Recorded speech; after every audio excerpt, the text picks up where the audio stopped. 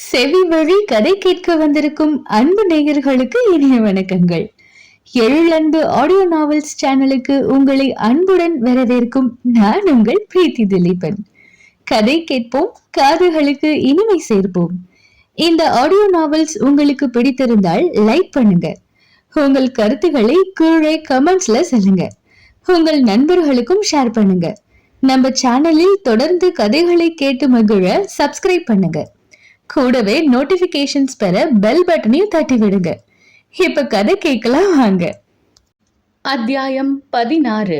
வேலை முடிந்து அன்றிரவு வீட்டிற்கு வந்த அனலிகாவை அதீத சோர்வு ஆட்கொண்டு இருந்தது. வழக்கம் போல் குளித்து முடித்து அன்னை தமையனுடன் உணவை முடித்து கொண்டவள் வரவேற்பறைக்கு செல்லாமல் தன் அறையை நோக்கி நடந்தாள். அனலிமா, என்ன அதுக்குள்ள ரூமுக்கு போற என்று தங்கையை நிறுத்தினான் நிதேஷ். ரொம்ப டயர்டா இருக்குண்ணா, அதுதான் சீக்கிரம் தூங்கலாம்னு பாக்குறேன் என்றாள். தங்கையை வியந்து பார்த்தான் நிதேஷ். எவ்வளவு சோர்வாக இருந்தாலும் 10 நிமிடமாவது அவனுடன் அரட்டை அடித்துவிட்டு தான் தூங்கச் செல்வாள். ஆனால் இன்று அப்படி இல்லாமல் என்று நினைத்தவன் யோசனையாக தங்கையின் முகம் கண்டான். அவள் முகத்தில் சோர்வு தெரிந்ததுதான். உணவின் போது கூட அவள் தங்களிடம் சரியாக பேசவில்லை என்பதை இப்போது உணர்ந்தான்.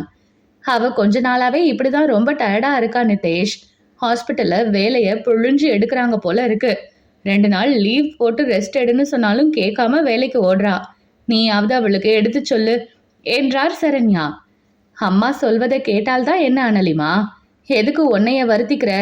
பிடிச்ச வேலையா இருந்தாலும் உன்னைய வருத்திக்கிட்டு பார்க்கணும்னு அவசியம் இல்ல. ரொம்ப சோர்ந்து தெரிகிற. இந்த வாரம் 2 நாள் லீவ் போட்டு ரெஸ்ட் எடு என்றான். உயிர்ப்பே இல்லாமல் தலையை அசைத்தாள் அனலிகா. ஆனாலும் வேலைக்கு விடுமுறை போடும் எண்ணமெல்லாம் அவளுக்கு சிறிதும் இல்லை. அந்த வேலைதான் அவளை சோர்வில் முழுதாக மூழ்க விடாமல் காத்து கொள்கிறது என்பதை எங்கனம் சொல்வாள்? ஆம், அவளின் சோர்வு உடலில் இல்லை, மனத்தில் என்பதை அவளால் அவர்களிடம் சொல்ல முடியவில்லை. அந்த மனச்சோர்வை அவளுக்கு தந்தவன் பருதிவேந்தன். அவனிடம் அவள் தன் மனத்தை சொல்லி 1 மாதம் ஆகிவிட்டது. அன்று தன் மனதை சொன்னவுடன் அவனிடமிருந்து எதிரொலியை எதிர்பார்த்து காத்திருந்தாள். ஆனால் அவனிடமிருந்து எந்த பிரதிபலிப்பும் வரவில்லை. சற்று நேரத்தில் அவன் ஆஃப்லைன் போய்விட்டதாக மட்டும் பார்த்தவள் ஏமாற்றத்தை தழுவினாள். ஆனாலும் உடனே தன்னை தேற்றிக் கொண்டாள். தன் காதல் சொன்ன அதிர்வில் இருப்பான். அந்த அதிர்வு நீங்க நேரம் கொடுத்து அவனிடம் பேசலாம் என்று நினைத்து கொண்டாள். ஆனால் அவனின் அதிர்வு இப்போது வரை நீங்கவில்லை போலும். அதன் பிறகு அவள் அனுப்பிய எந்த ஒரு செய்தியையும் அவனால் பார்க்கப்படவில்லை. அவன் பார்க்கவில்லை என்றாலும் தினமும் அவனுக்கு செய்தி அனுப்புவதை அவள் நிறுத்தவில்லை. ஏதாவது ஒரு நாள் பார்த்துவிட மாட்டானா என்ற ஏக்கம் அவளை சூழ்ந்திருந்தது. அலைபேசியில் அழைத்து பேசி விடுவோமா என்று கூட யோசித்து பார்த்தாள். ஆனால் பேசுவான் என்பதில் உறுதியில்லை. அதோடு இப்போதுதான் ஒரு இழப்பிலிருந்து மீண்டு கொண்டு இருக்கிறான். இந்த நேரத்தில் ஏற்கனவே அவனுக்கு இருக்கும் மன அழுத்தம் போதும், தானும் இன்னும் அழுத்த வேண்டாம் என்று நினைத்தே அழைக்காமல் பொறுமையாக இருந்தாள். நின்னுக்கிட்டே என்ன யோசிக்கிற அனலிமா? வா, இங்க வந்து உட்காரு. பருதியை பற்றி யோசித்தபடி நின்றிருந்த தங்கையை அழைத்தான் நிதேஷ். என்னன்னா சொல்லு என்று அவனின் அருகில் சென்று அமர்ந்தாள். கொஞ்ச நாள் முன்னாடி உனக்கு வரன் பார்க்க ஆரம்பிக்கிறதா இருக்கோம்னு அம்மாவும் நானும் சொன்னோம்ல. பார்க்க ஆரம்பிச்சதுல ஒரு வரன் நமக்கு சரியா வரும் போல இருக்கு. மாப்பிள்ளைய பத்தி டீட்டெயில்ஸ் எல்லாம் விசாரிச்சுட்டேன் என்று நிதேஷ் சொன்னதை கேட்டு திடுக்கிட்டு போனாள். என்ன நான் சொல்ற? உள்ளே போன குரலில் கேட்டாள். எதுக்கு இவ்வளவு ஷாக் ஆகுற? உன்கிட்ட சொல்லிட்டு தானே பார்க்க ஆரம்பிச்சோம் என்றார் சரண்யா. அது சொல்லிட்டு தான் ஆரம்பிச்சிங்க. ஆனா இவ்வளவு சீக்கிரம் மாப்பிள்ளை அமையும்னு எதிர்பார்க்கல என்றாள் சமாளிப்பாக. சிலருக்கு அப்படிதான், ஜாதகத்தை கையில எடுத்ததும் சட்டுன்னு அமைஞ்சிரும். சிலருக்கு வருடம் ஆனாலும் அமையாது. உனக்கு இப்போ கல்யாண யோகம் வந்திருக்கு என்றார் சரண்யா. அது சரி, இங்க காதலிக்கவே யோகம் இல்லையா? இதுல கல்யாண யோகம் தான் குறைச்சல் என்று தனக்குள் முனகி கொண்டாள் அனலிகா. மாப்பிள்ளைய பத்தி சொல்றேன் கேளு அனலிமா. மாப்பிள்ளை பெயர் சரண், பேங்க்ல வேலை பார்க்கறாரு. அப்பா ஸ்கூல்ல ஹெட் மாஸ்டரா இருக்காரு. அம்மா இன்னொரு ஸ்கூல்ல டீச்சரா இருக்காங்க. ஒரே பையன்தான். இங்க சென்னையில தான் இருக்காங்க. மாப்பிள்ளைய பத்தி நான் விசாரிச்ச வர எந்த கெட்ட பழக்கமும் இருக்கிற மாதிரி தெரியல. குடும்பத்தை பத்தியும் நல்ல விதமா தான் கேள்விப்பட்டேன். மாப்பிள்ளைய போட்டோல பார்த்தேன். ஹேண்ட்ஸமா இருக்காரு. உனக்கு பொருத்தமா இருப்பாருன்னு நினைக்கிறேன். உன் வாட்ஸ்அப்க்கு மாப்பிள்ளை போட்டோ பயோடேட்டா அனுப்பி வைக்கிறேன். நீயும் பார்த்துட்டு உனக்கு ஓகேனா சொல்லு. மேற்கொண்டு பேசி ஒரு நாள் அவங்கள நம்ம வீட்டுக்கு வர சொல்லுவோம் என்றான் நிதேஷ். கையோடு தங்கையின் புலனத்திற்கு மாப்பிள்ளை பற்றிய விவரங்களை அனுப்பி வைக்க ஆரம்பித்தான். அவளோ ஏதோ யோசனையுடன் குனிந்து கைபேசியை பார்த்து கொண்டு இருந்த தமையனை பார்த்து கொண்டு இருந்தாள். சற்று நேரத்தில் நிமிர்ந்தவன், உன் வாட்ஸ்அப்க்கு அனுப்பிட்டேன், பார்த்துட்டு சொல்லு என்றான். அன்னையையும் தமையனையும் லேசான தயக்கத்துடன் பார்த்தவள், அண்ணா இப்ப எதுக்கு இவ்வளவு சீக்கிரம் மாப்பிள்ளை பார்க்கணும்? இன்னும் கொஞ்ச நாள் போகட்டுமே என்றாள். என்னடி பேசுற நீ? இப்ப பார்க்காம வேற எப்ப பார்க்கணும்னு சொல்ற என்று அதட்டினார் சரண்யா. அம்மா டென்ஷன் ஆகாதீங்க, நான் பேசுறேன் என்ற நிதேஷ் தங்கையின் பக்கம் திரும்பினான்.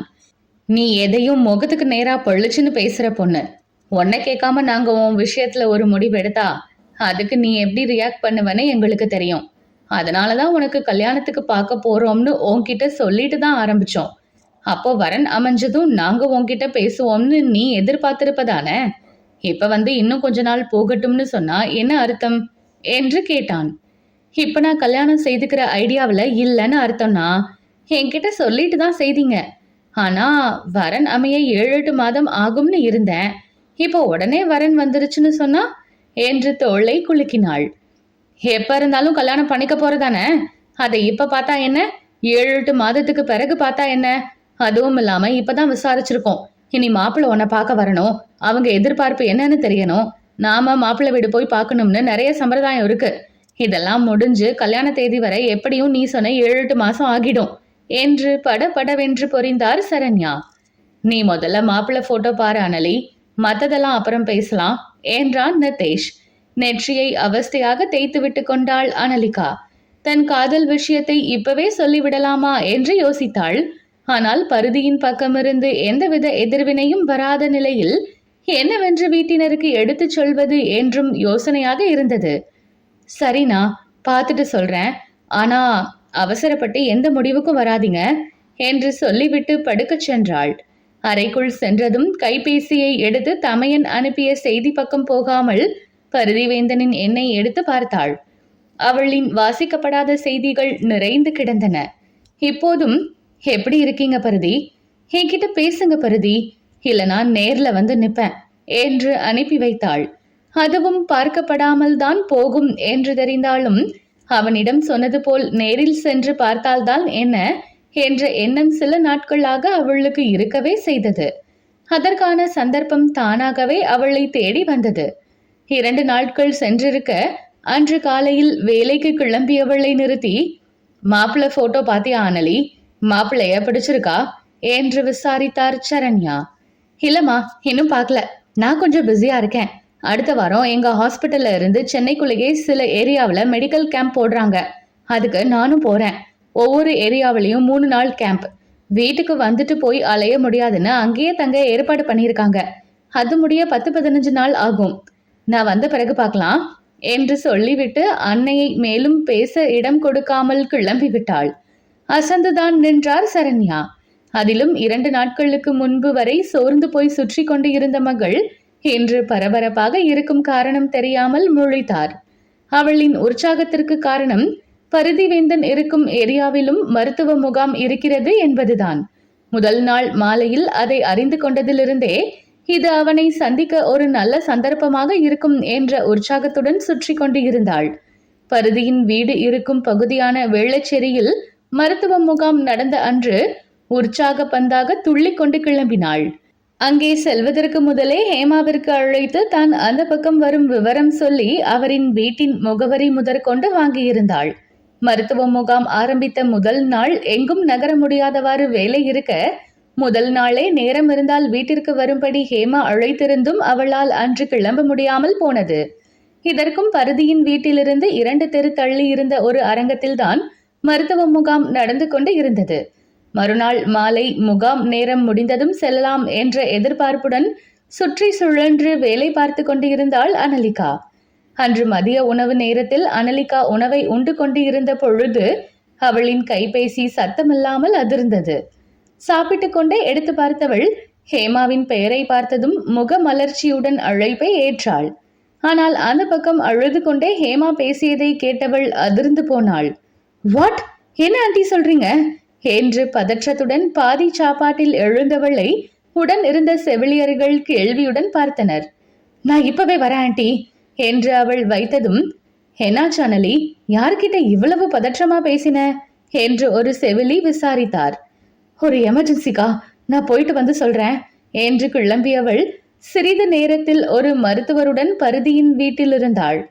கதவை திறந்துவிட்ட ஹேமாவிடம், பருதி எங்க ஆண்டி என்று கேட்க, வாங்க அந்த ரூம்ல இருக்கான் என்று கலங்கிய கண்களுடன் அழைத்து சென்றார். அங்கே மருத்துவருடன் உள்ளே நுழைந்தவள் கண்டது மணிக்கட்டில் ரத்தம் வழிந்திருக்க, அதில் ஒரு துணியை சுற்றிய நிலையில் படுக்கையில் தளர்ந்து கண்களை மூடி படுத்திருந்த பருதிவேந்தனை தான். அவனை அந்த நிலையில் கண்டதும் சட்டென்று அனலிகாவின் கண்களில் கண்ணீர் துளிர்த்தது. என்ன நடந்தது என்று விசாரித்த மருத்துவரிடம் விவரிக்க ஆரம்பித்தார் ஹேமா. காலையிலிருந்தே ஒரு மாதிரியா இருந்தான் டாக்டர். நானும் அவன் இருந்த நிலைய பார்த்துட்டு கூடவே இருந்தேன். மதியம் சாப்பாடு ஏதாவது கொடுக்கலாம்னு நான் அந்த பக்கம் கொஞ்சம் நகர்ந்ததும் இந்த வேலைய பார்த்து வச்சிருக்கான். அவன் அப்பா வேற ஊர்ல இல்ல. எனக்கு என்ன பண்றதுன்னு தெரியல. அப்போதான் அனலிகா இங்க பக்கத்துல தான் இருக்காள்னு ஞாபகம் வந்தது என்றார். அதுவரை கண்களை மூடி படுத்திருந்த பருதிவேந்தன் பட்டென்று விழி திறந்து எதிரே இருந்தவளை பார்த்தான். உணர்ச்சிகள் துடைத்த முகத்துடன் அந்த பெண் மருத்துவருக்கு உதவி கொண்டு இருந்தாள் அனலிகா. பருதியின் கையில் சுத்தி இருந்த துணியை எடுத்துவிட்டு காயத்தை பார்த்த மருத்துவர், காயம் ஆழமா அல்ல, அதனாலதான் இன்னும் விழிப்பா இருக்கீங்க. இதே காயம் பலமா பட்டிருந்தா என்ன ஆகுறது மிஸ்டர்? ஏற்கனவே இந்த முயற்சி பண்ணியிருப்பீங்க போலவே. பக்கத்துல இன்னொரு சின்ன தழும்பு தெரியுது. படிச்சவரு, நல்ல வேலையில இருக்கீங்க அப்படின்னு அனலிகா சிஸ்டர் சொன்னாங்க. இப்பெல்லாம் படிச்சவங்க தான் ஏதாவது ஒன்ன மனசுல போட்டு குழப்பிக்கிட்டு பின் விளைவுகளை பத்தி யோசிக்காம இந்த மாதிரி காரியத்தை பண்றீங்க. சிஸ்டருக்கு தெரிஞ்சவருங்கிறதுனால அவங்க ரெக்வஸ்ட் பண்ணி கேட்டுக்கிட்டதுனால தான் நான் நேர்ல வந்தேன். இல்லைனா நீங்க ஹாஸ்பிட்டல் போயிருக்கணும். அங்க போலீஸ் கம்ப்ளைண்ட் வர போயிருக்கோம் என்று சொல்லிக்கொண்டே ரத்தத்தை துடைத்து கட்டு போட்டு விட்டார். பயப்படும்படியா ஒண்ணும் இல்லையே டாக்டர் என்று நடுங்கிய குரலில் கேட்டார் ஹேமா. காயம் பெருசா இல்லம்மா, அதனால உங்க புள்ள தப்பிச்சிட்டாரு. மனசுல எதையோ போட்டு குழப்பிக்கிட்டு இருக்காரு போல இருக்கு. அதை என்னன்னு கேட்டு சரி பண்ண பாருங்க. அவர் மனம் சரியான ஆள் தான் இனி இந்த மாதிரி வேலை பார்த்து வைக்க மாட்டாரு. காயம் ஆற டேப்லெட் எழுதி கொடுக்கிறேன் என்று மருத்துவர் எழுதி கொடுத்துவிட்டு அனலிகாவை பார்த்தார். அவரை முன்னே அழைத்து சென்று விட்டுவிட்டு தான் மட்டும் மீண்டும் உள்ளே வந்தாள். ரொம்ப நன்றிமா, நல்ல வேளையா நீ பக்கத்துல இருந்த. கொஞ்ச நேரத்துல எனக்கு கை காலே ஓடல. அவரு வேற நாகர்கோயில்ல ஒரு கல்யாணத்துக்கு போயிருக்காரு. இவன் இப்படி பண்ணுவான்னு எதிர்பார்க்கவே இல்லம்மா. எனக்கு கொஞ்ச நேரத்துல உயிரே போயிருச்சு என்று கண்ணீருடன் அவளின் கையை பற்றி கொண்டார் ஹேமா. பருதிவேந்தன் அறைக்குள் இருக்க இருவரும் வரவேற்பறையில் நின்றிருந்தனர். அவன் அறை பக்கம் திரும்பி பார்த்துவிட்டு, இப்ப என்னவா ஆண்டி உங்க பிள்ளைக்கு? எதுக்கு இப்படி பண்ணாரு என்று கேட்டாள்.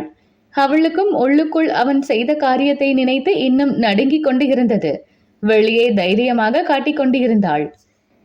இப்ப கொஞ்சம் நல்லா நடக்கிறாமா, அதனால தினமும் காலையில பக்கத்துல இருக்கிற பார்க் போய் கொஞ்ச நேரம் மெல்ல நடந்துட்டு வருவான். இன்னைக்கும் அப்படி போனவன் திரும்பி வரும்போதே ஒரு மாதிரியா இருந்தான். என்னன்னு கேட்டா சொல்லவே இல்லை. அப்புறம் ஏன் தப்புதான்னு புலம்பிக்கிட்டே இருந்தான். என்ன தப்பு பண்ணினன்னு கேட்டாலும் சொல்ல மாட்டேன்னுட்டான். அப்புறம் சாரி நேகான்னு கண்ணை இறுக மூடிக்கிட்டு புலம்புனான். இப்படி தன்னிலையில இல்லாம இருக்கானேன்னு பயந்து போய் கூடவே இருந்தேன். மதியம் சாப்பிட ஏதாவது கொடுத்து தூங்க வச்சா சரி ஆகிடுவான்னு நினைச்சு கொஞ்சம் நான் அந்த பக்கம் நகர்ந்ததும் இப்படி பண்ணிட்டாமா என்று அழுது கொண்டே நடந்ததை தெரிவித்தார். அவர் சொன்னதையெல்லாம் கேட்டவள், இன்னைக்கு மட்டும்தான் தப்பு பண்ணிட்டேன்னு புலம்பினாரா ஆண்டி என்று யோசனையுடன் கேட்டாள். ஆமாமா. இன்னைக்கு யாரையாவது பார்க்கல பார்த்தேன்னு சொன்னாரா? இல்லையே, அப்படி எதுவும் சொல்லலையே என்றார். இல்ல ஆண்டி, அவர் இன்னைக்கு யாரையோ பார்த்திருக்காரு. அவங்க நேகாவை பத்தி இவர்கிட்ட பேசி இருக்கணும் என்றாள். அப்படியும் இருக்குமோ என்றார் சந்தேகமாக. அப்படி இருக்க சான்ஸ் இருக்கு என்றவள், நான் அவர்கிட்ட பேசலாமா ஆண்டி என்று கேட்டாள். பேசுமா, நான் போய் சாப்பிட ஏதாவது எடுத்துட்டு வரேன் என்று சமையலறைக்கு சென்றார். அனலிகா பருதியின் அறைக்கு சென்ற போது கண்களை மூடி படுத்திருந்தான். அவனுக்கு எதிராக சென்று நின்றவள் கைகளை கட்டிக்கொண்டு அழுத்தமாக அவனை பார்த்திருந்தாள். சில நொடிகளில் மூடியிருந்த ஐமைகள் அலைப்புற கண் திறந்தவன் எதிரே நின்றிருந்தவளை கேள்வியுடன் பார்த்தான். என்னை யாருன்னு தெரியுதா மிஸ்டர் பரதிவேந்தன் என்று உணர்ச்சியற்ற குரலில் கேட்டாள். அவன் புருவத்தை சுருக்கி பார்க்க, இல்ல விடுகதை சொல்லி ஞாபகப்படுத்தட்டுமா என்று புருவத்தை ஏற்றி இறக்கி கேட்டாள். எந்த சலனமும் இல்லாமல் அவளை பார்த்தான். ஞாபகம் வந்துருச்சு போல. நீங்க இப்படி பண்ணுவீங்கன்னு நான் கொஞ்சமும் எதிர்பார்க்கல பரதி. இப்படி என்னைக்காவது நீங்க பண்ணிடக்கூடாதுன்னு தான் விடுகதை மூலமா உங்ககிட்ட பேசினேன். ஆனா என்னோட முயற்சியெல்லாம் நீங்க ஒண்ணுமில்லன்னு ஆக்கிட்டீங்க. இனி நான் தள்ளி இருந்தா உங்களை மொத்தமா தொலைச்சிருவேன். நீங்க எனக்கு வேணும், என்னை கல்யாணம் பண்ணிக்கோங்க பரதி என்று அவள் உணர்ச்சிகள் இல்லாமல் சொல்லி வைக்க அவளை அதிர்ந்து பார்த்தான் பரதிவேந்தன். ஹேய், என்ன பேசுற நீ என்று அவன் அதட்ட ஆரம்பித்த போது அங்கே ஹேமா வந்துவிட, ஆண்டி எனக்கு உங்க பையனை கல்யாணம் பண்ணி தருவீங்களா என்று அவரிடமும் அதிரடியாக கேட்டு வைத்தாள் அனலிகா.